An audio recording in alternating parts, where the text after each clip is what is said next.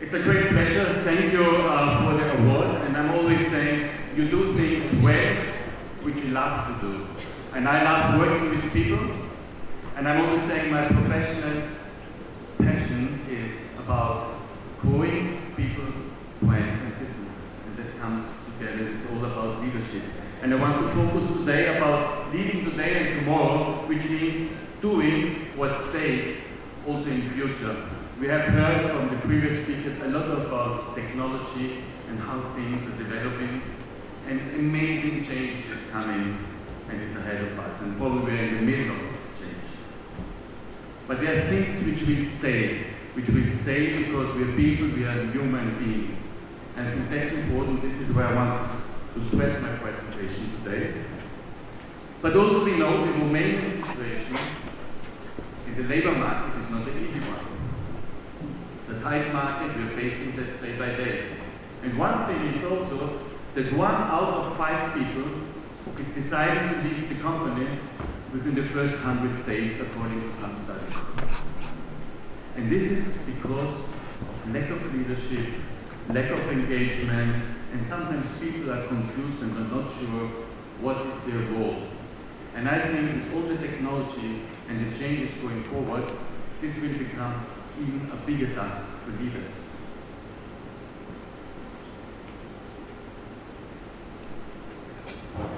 So we all know we're living in a so-called VUCA world. So this is about volatility, uncertainty, complexity, ambiguity. And we have heard artificial intelligence, new technologies, new ways of communicating and working. The people will work more remote. We're living in this kind of gig economy. Remote management will become a daily job. How many of you are doing video conferences? There are quite a lot, and this will become more. And by 2025 or 2030, in Germany, 1/3 of the workforce will at least partly work from remote. So managing teams becomes an even bigger task because there will be more distance. And I think that's very, very important.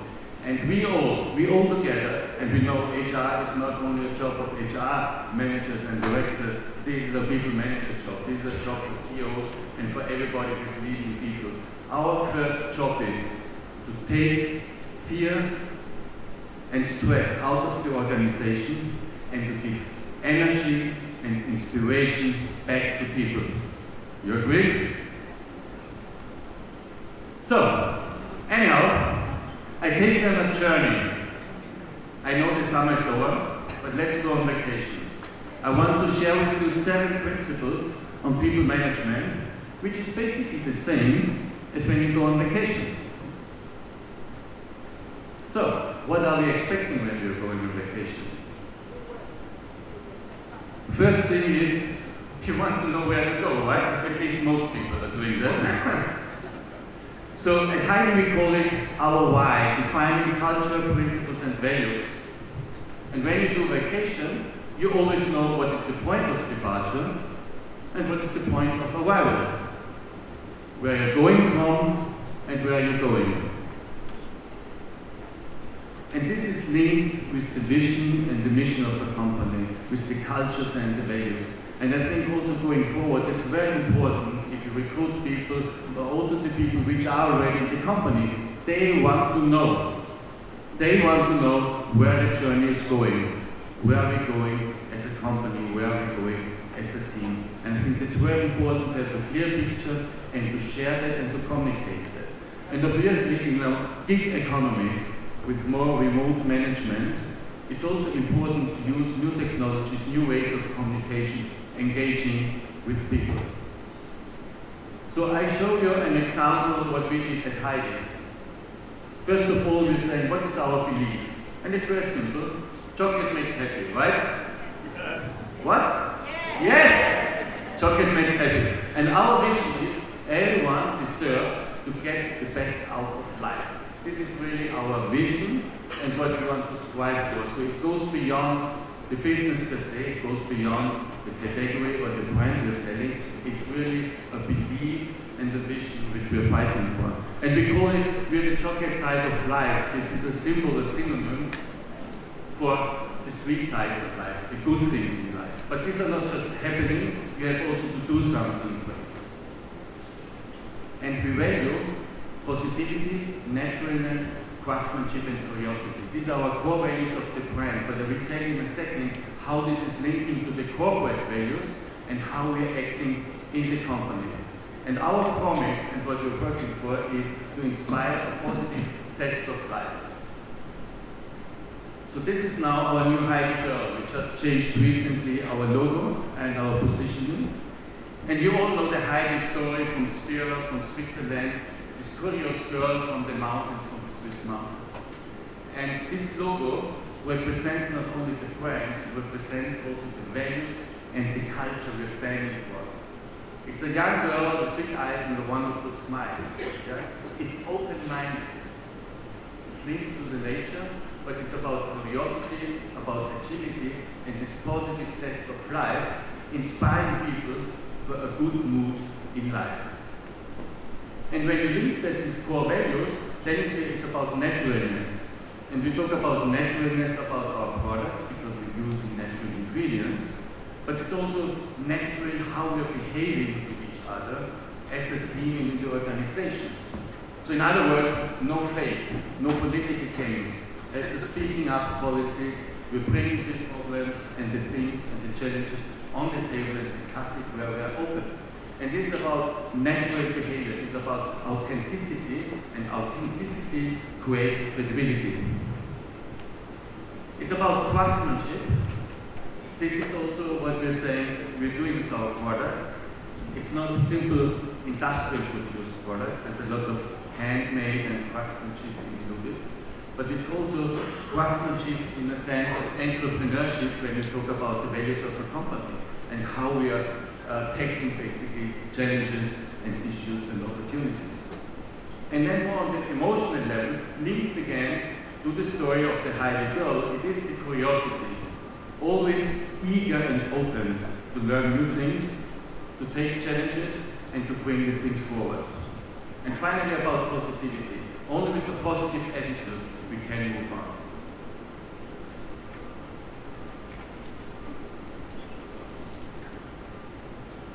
So, back to vacation. So when we go on vacation, so we have decided where you go. Where do we want to go? Beachside is okay? Yes. Mountains? Yes. You decide. But when you go on vacation, you also select with whom you're going. And the same is in a corporation. You select who is part of the game to have the right people on the bus. And when you have the journey clearly defined, what is the point of departure and arrival, and the values are clear and are easily communicated, then you know also what is a cultural fit. What might be good for one company might not fit for another company because companies are in different stages, have different challenges and requirements. So when it comes to recruiting, first of all, we need to be clear whom we want to recruit, whom we want to have on the journey, who is the right person on the bus. What are we recruiting? Are we creating recruiting potential? Are we recruiting performance? Are we ready to develop people and invest in people, or we want to have a quick fix? I think companies need to be clear also what they're expecting from people. I mean, starting with a company is an open game, an open play. The company needs to be clear and open what is expected, and the candidate needs to be open and clear what's expected. And there need to be a fit and a match, because if the match is not given, it's giving a result is a dissatisfaction on both sides. So they have a very clear strategy, whom to recruit and what are we expecting. But then it's also about retention, even more important, how you keep retention with people, how you're engaging with people, and how we're working with them. And there's the small and the big things. Of course, we're doing these big town hall meetings where everybody's invited and we're talking about the performance of a company, this kind of thing. But more important are the little meetings with people. This is the availability of the direct supervisors. This is the engagement. This is the talks which are over the coffee or over the phone. these micro meetings and these one-to-ones are very, very important. That people feel here is somebody who cares. We all want to be cared, right? And that's very, very important. And when it comes to retention, there are many other factors. Is it compensation? Is it development? But one thing is there someone who cares about me? And when it comes to recruiting, coming back to that one, it's also reach the people where they are. And in future, it might become even more important to reach out in a different way. So when you look, we have seen about text messages, but also when we look at social media, almost everybody is on social media, so reach the people where social media is working and connect with people, also for recruiting, where the people are.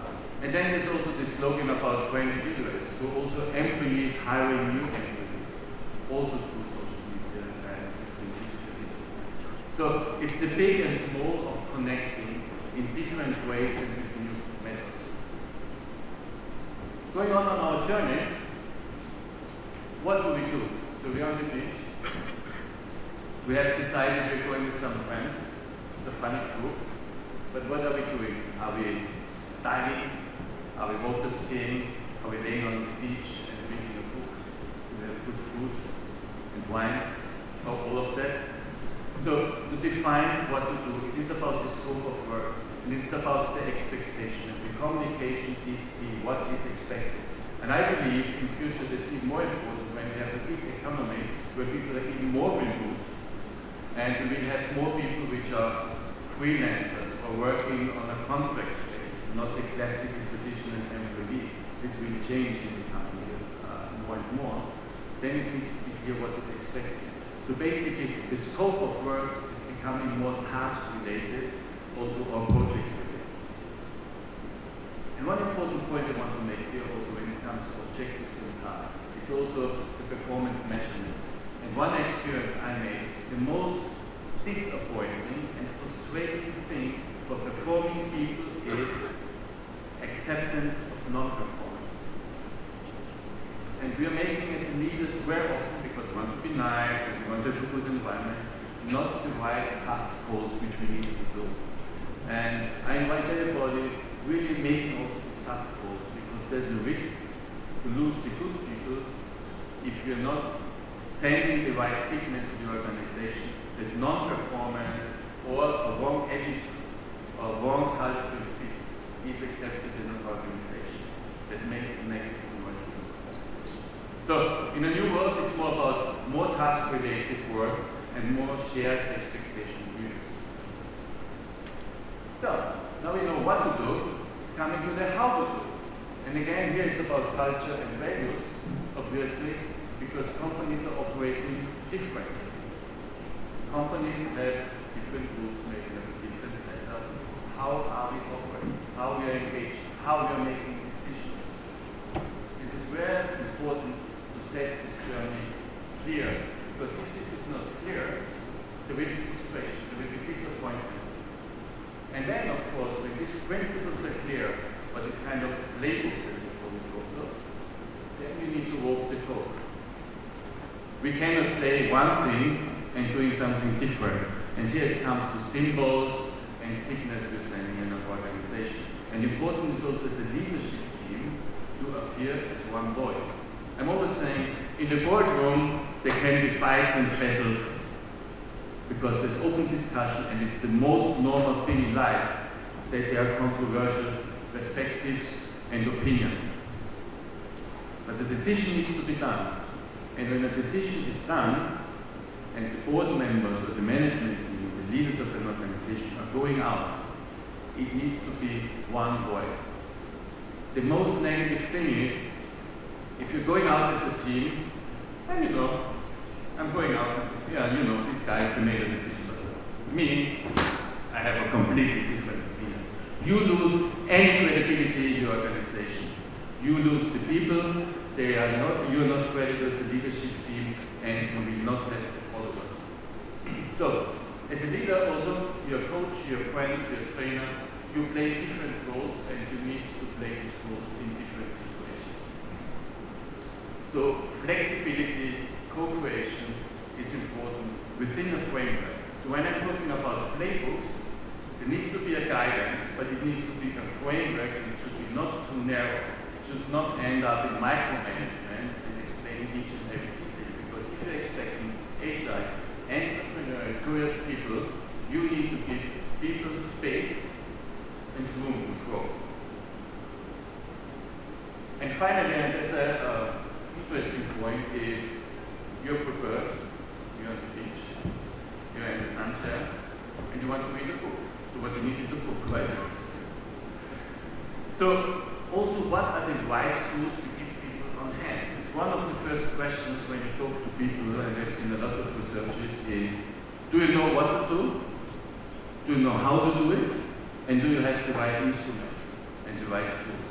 And these tools will change. And my previous speakers have talked a lot about technology and what's going on. I'm not going into these details. But here we need to watch out. Here we need to be very, very open. And again, it's about agility. It's about this curiosity and adapting very quickly. Speed is the currency of growth. Speed is the currency of success. Who is following? Who is following the leaders, and what is important that people follow? And the same is on vacation. When you go with friends on vacation, and someone has an idea, and let's say, let's go into mountains, and I will guide you. What is important that you follow this person? The first thing is trust. That this person is open to you, that you can really trust this person is talking openly and honestly. And that's the number one rule, at least for me, to build trust. When you get a new job, a new assignment, building trust and relationship is very important. And one thing is how you can build trust is also to show vulnerability, bringing examples from your previous assignments, from your previous jobs, and also encouraging that you also make failures. We all make failures and mistakes, and to share that is a good thing, because this is on the one side showing vulnerability and building trust. On the other side, it's a signal. Making mistakes is nothing terrible. Just don't make them today and don't repeat them. The second is competence. To say it straight, people are not following idiots. I mean, you need to have a certain level of confidence that people are saying, okay, I'm confident this person knows what she or her is talking about. Yeah? And so that trust and competence is about authenticity and credibility. We heard this morning also about emotional expressions, facial expressions. You cannot fake it. I mean, maybe some are more talented as actors than others, but at the end of the day, people see that and feel that if you're faking. So authenticity, be as you are, is the right thing. Engagement, taking time with people. Yeah? And this might be in different forms in the future with new technologies. It might be different. Yeah? And important is also knowledge sharing and transition. What I mean by that is knowledge sharing. First of all, there's this kind of old school. The boss knows everything and he's not sharing the knowledge because they want to protect my job. That's over. The people will leave if you're not sharing experiences, if you're not passing on knowledge. And at the end of the day, the success of an organization depends on the success and the learning and the development of the teams. And transition, yes, we have a lot of technology changes, we have a lot of demographic changes, a lot of new things coming into companies and coming in our personal life. We just need to see how we are communicating and how we are using instruments which were not available 25 years. In the 90s, I was working in the IT industry, and I was very proud. I had a laptop, I think with 80 megabytes, yeah, and that was amazing. Yeah. I think my phone can do more than computers which were filling all this room at this stage. Yeah. It's an amazing change. And we need to prepare our people also on this transition. I think it's always important to think ahead. One of my slogans is make today tomorrow, which means anticipating and thinking into the future what might happen. Nobody of us has the crystal cannot know everything, but to try to think ahead, because what's very important to take stress out of an organization is that you give them, again, a point of arrival and to explain how the journey might look like and to help people. And that's in the job, and that's the same in private life. So, it's all about the right engagement and bringing people together. The feeling of belonging. It's so important for people to have the feel of a belonging. Even we're living in, it's a paradox, in a global world, and we all like that, and we're chatting across the world and using technology and being global. But at the same time, we want to belong to a proximity. You can call it a tribe or a group. Yeah, we have the feeling of a belonging. And this is again family and friends on the private side, but also in the job. People are having a much better retention if they have a good feeling of belonging. And it needs to be relevant. So to have the right set of engagement rules to balance high tech with personal contact. That's important. So in summary,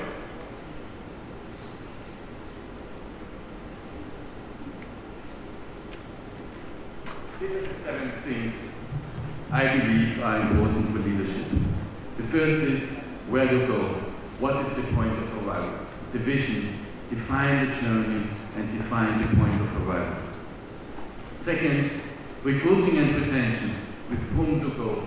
Get the right people on the bus. Setting the targets clear, what to do and what is expected.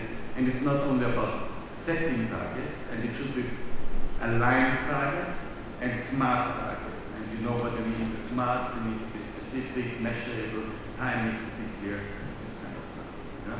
Set and communicate goals, and communication. One of my learnings is, as big an organization is, you never can over-communicate.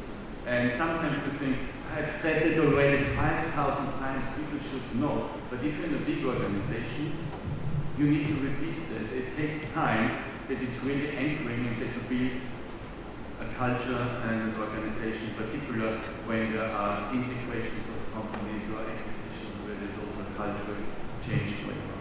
And define how success looks like. It's not about how much time you spend in the office. It's about how success looks like and how you measure yourself. Clarify how to do it, share expectations and explain how things will be done. The right tools provides the toolbox to be prepared for today and tomorrow's task. Leadership, whom to follow, build the trust. Show competence and convince through competence. And engagement, engage with people, spend time together, be available. And as I'm always saying, work hard, party hard. Last but not least, we all want to have fun. We are spending more time in our jobs with the people where we're working with them, with our families and with our friends. So we would be damned idiots if we're not having fun also in the job. And I know it's sometimes not easy, but gossiping success is important and helping each other to uplift again. That's the chocolate side of life. Thank you very much.